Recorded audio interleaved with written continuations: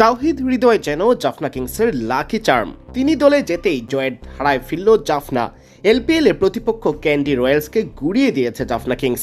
Bat হাতে হৃদয়ের অবদানের পর বল হাতে বড় অবদান রেখেছেন আরেক বাংলাদেশি সাকিব আল হাসান। ডাম্বুলায় টস জিতে প্রথমে ব্যাটিংয়ের সিদ্ধান্ত নেন জাফনার অধিনায়ক ফানুকা রাজা পক্ষে।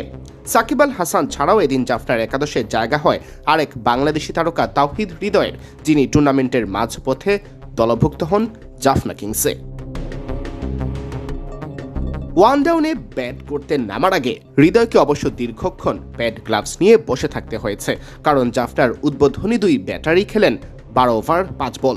129 রানের দুর্দান্ত উদ্বোধনী জুটি ভাঙে মাত্র 36 বলে 66 রানের বিধ্বংসী ইনিংস খেলে অভিষেক ফার্নান্দো বিদায় নিলে তার ইনিংসে ছিল 10টি 4 আর 2টি ছক্কা।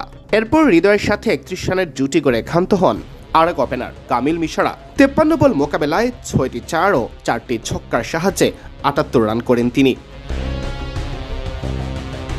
এরপর একাই দলের দায়িত্ব কাঁধে নেন হৃদয়। ত্রয়োদশ ওভারে নেমে শেষ ওভার পর্যন্ত ক্রিজে ছিলেন। যদিও শুরুর দিকে রান রেট ধরে রাখা তখন কঠিন ছিল শাহিন হাসারাঙ্গাদের নিয়ন্ত্রিত বোলিংয়ের সামনে, তা সত্ত্বেও দারুণ ফিনিশিংয়ে দলকে এনে দেন বিশাল পুঁজি। হৃদয়ের ব্যাটে ভর করে শেষ ওভারে 19 রান নেয় জাফনা। নির্ধারিত 20 ওভার শেষে 4 উইকেট হারিয়ে পুঁজি দাঁড়ায় 199 রান। মাত্র 21 বলে 2টি 4 ও 1টি ছক্কায় 35 রান করে অপরাজিত থেকেই মাঠ ছাড়েন হৃদয়।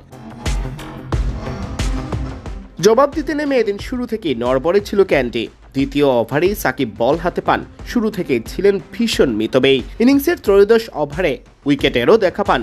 সাজ করে ফেরান আরেক অলরাউন্ডার মঈন আলীকে। ক্যান্ডিকে খোলস বন্দি করে রাখতে বড় ভূমিকা ছিল তার 8-7 বোলিংয়ের।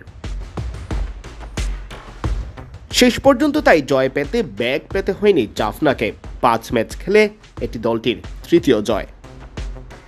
সিয়াম চৌধুরী, বিডি ক্রিক টাইম।